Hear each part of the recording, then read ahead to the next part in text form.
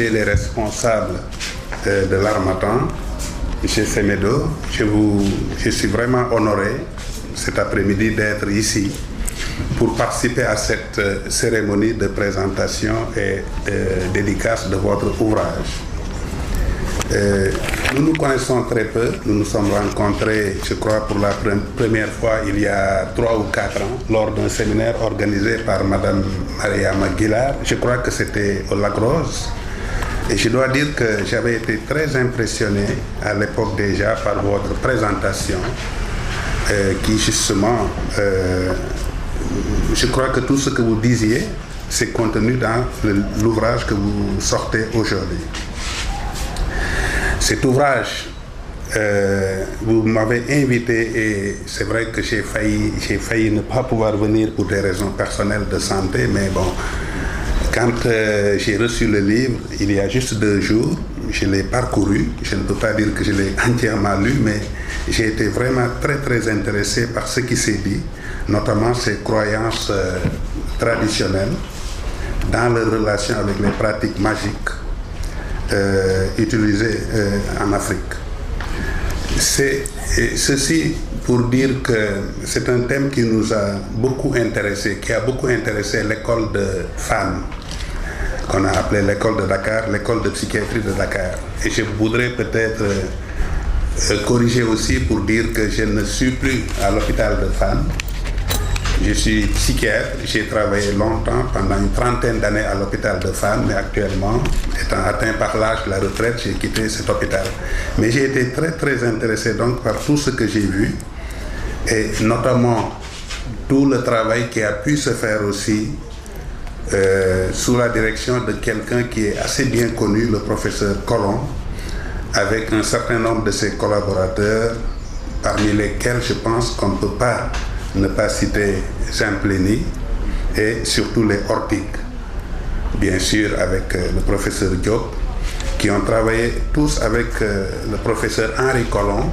Et quand j'ai parcouru le livre, un certain nombre de thèmes que j'ai vus dans le livre, ce sont des thèmes qui ont vraiment intéressé cette école de Dakar.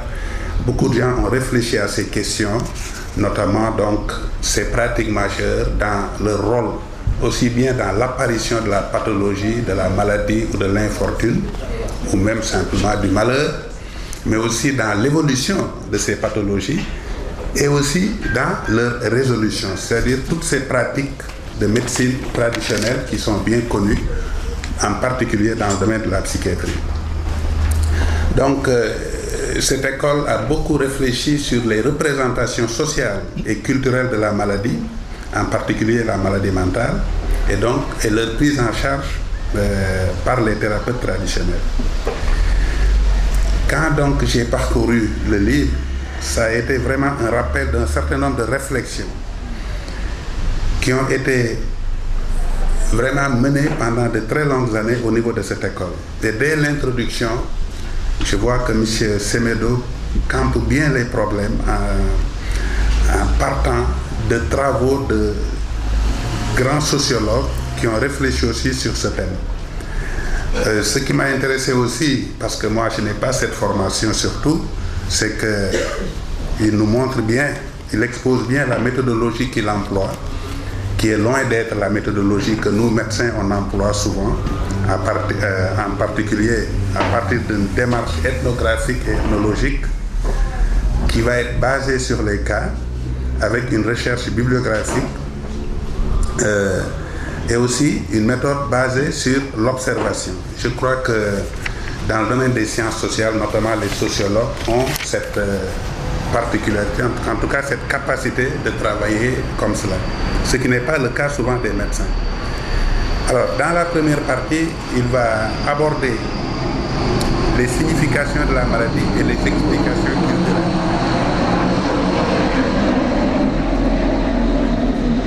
Donc, les significations sociales de la maladie et les explications culturelles de l'infortune. Nous avions l'habitude de dire tout le temps à l'hôpital que très souvent la maladie est toujours considérée comme quelque chose qui s'explique d'une certaine façon en fonction de la culture, bien sûr, dans laquelle cette maladie va apparaître. Donc ce sont les interprétations de la maladie, mais aussi les interprétations du malheur, que ce soit un malheur social ou biologique. Donc, ces interprétations vont partir de ce qu'on appelle la croyance. Et j'ai été très intéressé d'ailleurs dans la première partie de voir que M. Semedo pose vraiment un problème très très important, c'est le problème des croyances. Et la traduction même du mot croire dans nos langues, effectivement, ça peut poser problème. Moi-même, j'y ai réfléchi, je suis Wolof, mais j'avoue que je n'ai pas tout à fait trouvé et je n'avais pas beaucoup réfléchi sur la question parce que le mot croire, selon qu'on dit je crois à, ça veut dire que bon, on affirme quand même l'existence de, par exemple, on croit à Dieu ou des choses comme ça, ou le fait de dire moi je crois en, c'est tout à fait différent. C'est le même verbe, mais c'est tout à fait différent. Et je pense qu'en Wolof, il y a même 2 ou 3 verbes tout à fait différents pour désigner ces situations. Parce que croire en, c'est un peu avoir confiance en quelque chose. Par contre, quand on dit je crois que, c'est qu'on se représente. On se représente simplement quelque chose d'une certaine manière. Je crois que... Et là, si on cherche une traduction à Wolof, je le ferai, ça m'intéresse beaucoup, j'essaierai de voir ça. Je crois qu'il y a pour chaque expression, disons un mot, un verbe Wolof qui est utilisé. Alors, les différentes interprétations de la maladie, je ne vais pas du tout insister là-dessus parce qu'effectivement, ce sont des choses vraiment sur lesquelles on a beaucoup réfléchi, que ce soit des choses qui sont dues à ce qu'on appelle les rab, c'est-à-dire ce sont ces esprits ancestraux qui étaient là certainement avant l'islam et qui, avec l'introduction de l'islam, sont actuellement plus ou moins confondus. En tout cas, c'est un petit peu la même chose que les djinns, en passant par tout ce qu'on appelle la sorcellerie anthropophagie, bien connue dans nos milieux, le système d'Em, comme on dit, mais aussi avec tout ce que l'on voit dans la pratique, notamment le mauvais œil, la mauvaise langue, etc. Ce sont autant de choses qui peuvent être à l'origine de certaines pathologies. Et dans une deuxième partie, donc cette première partie parle de cela, et la deuxième partie aborde le monde de ce qu'il appelle les ronds. Je dois dire que je ne l'ai pas encore complètement lu, mais c'est quelque chose qui m'a beaucoup intéressé, parce que je raconte toujours très souvent qu'avant de faire la psychiatrie, moi j'étais intéressé. Ma première spécialisation, c'était la médecine du sport. Et c'est en faisant de la médecine du sport, en accompagnant les jeunes qui allaient jouer dans d'autres pays, que je me suis rendu compte qu'il y avait toute une autre dimension très très intéressante, vraiment différente de la dimension biologique, parce que nous on avait appris un certain nombre de choses très simples qu'on voulait appliquer, mais sur le terrain, les dirigeants qui étaient avec nous n'acceptaient pas, les joueurs non plus. On leur disait de faire telle ou telle chose, et puis bon, quand le marabout leur disait de se baigner 7 fois, c'est ça qu'ils faisaient. Alors qu'ils devaient se reposer quand même, ne serait-ce que 2-3 heures de temps avant d'attaquer le match. J'ai essayé personnellement d'en parler avec les dirigeants, mais je voyais que les dirigeants ne m'écoutaient même pas non plus. Et c'est de là d'ailleurs que je me suis intéressé un petit peu à cette dimension psychologique et que j'ai fait une autre spécialisation qui est la psychiatrie. Donc ce domaine des ronds, de toutes ces protections et agressions qu'on peut faire, ce sont des choses extrêmement importantes et intéressantes qu'on retrouve dans toutes les pratiques, et notamment dans le football, dans le sport, partout. Ce sont des choses que l'on fait pour essayer justement de prévenir le malheur. Ce sont des choses vraiment très très très fréquentes. Donc il s'est bien développé et surtout la troisième partie maintenant va nous parler des savoirs et des pratiques et de tous ces moyens de guérison que nous connaissons et qui sont faits par des guérisseurs traditionnels. Et nous disions toujours à l'hôpital de Fann que la plupart de nos malades ont consulté le guérisseur traditionnel, ou bien ils le feront pendant le traitement médical, ou bien ils le feront après. Mais c'est rare qu'un Africain tombe malade se fasse soigner uniquement à l'hôpital sans recourir justement à ces thérapeutiques traditionnelles. Parce que ces conceptions, ces représentations traditionnelles sont en phase un peu avec les croyances des populations. Et il faut absolument aller les voir. C'est toujours très amusant de voir que lorsque vous êtes médecin et que vous êtes intéressé par la simple dimension biologique, vous perdez de vue vraiment une notion importante. Je raconte toujours cette anecdote par rapport à un de mes collègues professeurs de médecine bien connu qui exerce toujours à l'hôpital de Dantec, qui avait rencontré un malade qui avait des parasites simplement dans le corps. Mais ce malade disait qu'il faisait l'objet d'un ligué, d'un travail. Alors évidemment, lui, le scientifique, a dit, bon, écoute, j'ai fait un examen de sel, j'ai fait les analyses qu'il faut, et puis après, il lui dit à son malade, il lui dit, ben, écoutez, j'ai les résultats, venez, vous avez des amibes dans les selles. Alors le malade le regarde longtemps et lui dit, mais docteur, moi je vous dis que j'ai fait l'objet d'un ligué, d'un travail occulte. Justement, c'est celui-là qui m'a envoyé les amibes. Pourquoi moi j'ai les amibes et pourquoi les autres n'ont pas les amibes? Et évidemment, il m'a dit après que vraiment il n'arrivait pas à lui donner de réponse parce qu'il ne sait pas au fond pourquoi il a été choisi pour avoir ces amibes-là. Ce sont des questions très profondes que se posent nos guérisseurs traditionnels et il n'y a pas de réponse. En tout cas, disons, si on reste simplement dans le domaine biologique. Mais il faut dire aussi, quand j'ai lu les cas cliniques de M. Semedo, que j'ai été très très intéressé parce que c'est des choses que j'ai vécues pendant de très longues années, des malades qui arrivent, qui sont pris en charge par des médecins, qui font un diagnostic, qui proposent un traitement chimique et à la limite, bon, ils perdent de vue complètement l'étiologie profonde, culturelle, en relation avec les croyances, qui est justement autre chose, qui n'a rien à voir avec le domaine biologique. Mais je crois que les psychiatres ont quand même beaucoup évolué dans ce sens et ne restent plus simplement dans le domaine organique, dans le domaine biologique, dans le domaine chimique, mais essaient aussi de dépasser cela et je pense que c'est dans ce sens-là, en ce sens qu'on peut quand même louer tout ce qui se passe maintenant au plan psychologique concernant justement cette dimension de la médecine qu'est la psychiatrie.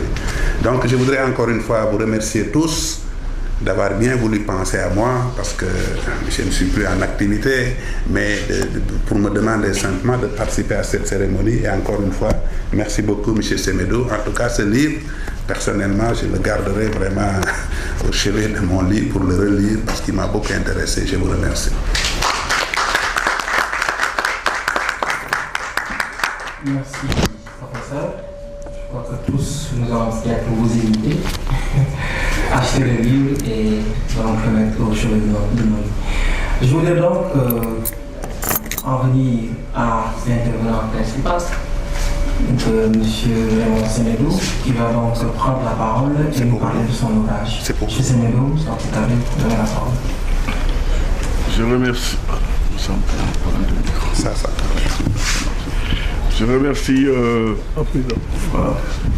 Donc je tiens à remercier toutes les personnes qui sont venues à cette rencontre. Je pense surtout, c'est pas moi qui suis sur la scène aujourd'hui, c'est le professeur Momaké. Parce que l'humilité d'un intellectuel doit être toujours de suivre ceux qui l'ont précédé dans le champ. Et dans le champ d'études comportementales, parce que la psychiatrie restera toujours un problème de comportement, notamment quand Devereux laissait entendre que l'homme observe le rat, mais le rat observe toujours l'homme. Donc qu'on le veuille ou non, il y a toujours une sorte de transfert et de contre-transfert qui s'opère entre le patient et disons le médecin.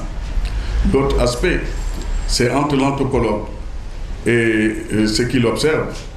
Il y a toujours aussi ce contre-transfert, souvent qu'on néglige, mais qui reste, disons, fondamental. N'importe qui ne peut pas être anthropologue. La preuve, c'est qu'il y a beaucoup de gens sur le terrain de l'anthropologie qui font effectivement de l'ethnographie ou bien qui font de l'ethnologie.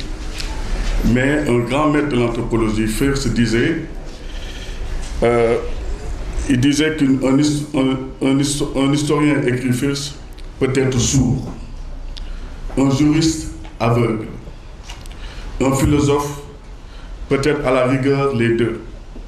Mais il faut que l'anthropologue entende ce que les gens disent et voir ce qu'ils font. Si on n'est pas capable de voir ce que font les autres, on n'est pas capable effectivement d'interpréter tous les problèmes qui sont liés à l'environnement, surtout à l'environnement des soins. Donc ce livre vient à son heure et je tiens à remercier M. Mané, qui n'a pas peut-être tout dit, mais qui me connaît vraiment bien. J'ai été même étonné de certaines choses peut-être qui étaient cachées et de ma vie et que vous avez révélées parce que je ne savais pas que vous étiez au courant, par exemple sur les mouvements de sans-papiers, etc. Mais il me semble que l'anthropologue ne peut pas être absent de ces terrains-là. Le va-et-vient perpétuel entre l'Afrique, l'Europe, les autres mondes nous ouvre toujours un œil, voire un deuxième, sinon un troisième, et on n'arrêtera jamais à nous interroger sur ce monde-là. La preuve, même la médecine telle qu'on l'avait développée en Occident commence à revenir un peu sur ces questions de relations humaines. Parce que la médecine restera toujours, avant tout, une question qui touche l'homme. Mais si l'homme déserte la médecine, que reste-t-il? S'il faut seulement donner des médicaments à un humain et lui dire repartez chez vous, rentrez chez vous, ça ne sert plus à rien. À Dakar, l'école de Colomb, que le professeur Momar Gueye a vraiment représenté, c'est aussi beaucoup d'écoute. Moi, comme il a dit, je les ai rencontrés en 2009, mais sans ignorer avant tous les travaux qui étaient menés dans l'équipe de psychopathologie et surtout les travaux du professeur Colomb. Donc ce qu'on peut dire par là, c'est que la médecine ne peut plus ignorer ces terrains où il n'y a plus de neutralité. Moi, je pense que la neutralité telle que nous l'a enseignée à l'université, en disant que le chercheur doit être détaché de tout, du monde, etc., c'est complètement faux. Un chercheur ne peut pas être détaché du monde, il est dans le monde, il est avec le monde et il accompagne le monde. Au-delà de ça, ce qu'on peut retenir aussi comme étude, c'est comme il a dit, les cas qui sont dans le livre. Mais en dehors des cas, je lis beaucoup la presse. Et franchement, la presse dakaroise est un jugement, mais énorme, sur le plan en tout cas culturel, de choses quand même, de rencontres insolites. Pas plus tard que ces derniers jours-là, j'ai vu par exemple les révélations sur les pratiques mystiques anti-poursuites judiciaires. Ça m'a fait beaucoup rire parce que j'ai des copains avocats qui sont là. Et là, c'est un commissaire qui raconte qu'à chaque fois qu'il a essayé d'interpeller un trafiquant, notamment, il était douanier, il voulait avec des douaniers, interpeller ce grand trafiquant qui trafiquait, je pense, du sucre. À chaque fois qu'ils sont venus au rendez-vous, ils avaient la diarrhée. Et le douanier lui dit, mais vous avez essayé de l'interpeller, vous avez la diarrhée? Il dit, oui, mais nous aussi, on a eu la diarrhée quand on a voulu l'interpeller. Alors, on ne sait pas où est la vérité, mais ça reste quand même, d'un point de vue anthropologique, extrêmement intéressant. Donc ça, c'est des révélations contre les pratiques anti-poursuites judiciaires. Au-delà de ça aussi, il y a des gens quand même qui ne croyaient pas du tout à ces phénomènes-là. J'ai rencontré des gens qui ont fait HEC, qui me disaient que voilà, ils étaient confinés dans leur monde, ils avaient tout réussi. C'était des gens qui avaient un parcours mais insolite. Arrivés au Sénégal, ils ont dirigé des sociétés, mais après, ils se sont rendus compte qu'il y avait quelque chose quand même qui n'allait pas, et ils ont changé quand même de veste. Et maintenant, c'est des gens qui vont régulièrement, c'est vrai, vers ces pratiques-là. Surtout, je peux dire que le week-end, on sait que la route la plus fréquentée, c'est la route qui mène vers la Guinée-Bissau. C'est quand même une chose quand même insolite dans un pays où quand même tout le monde se dit croyant. Et qu'est-ce qu'ils vont y chercher? autre chose que des protections magico-occultes et pour dire que justement la réalité sociale est tout autre.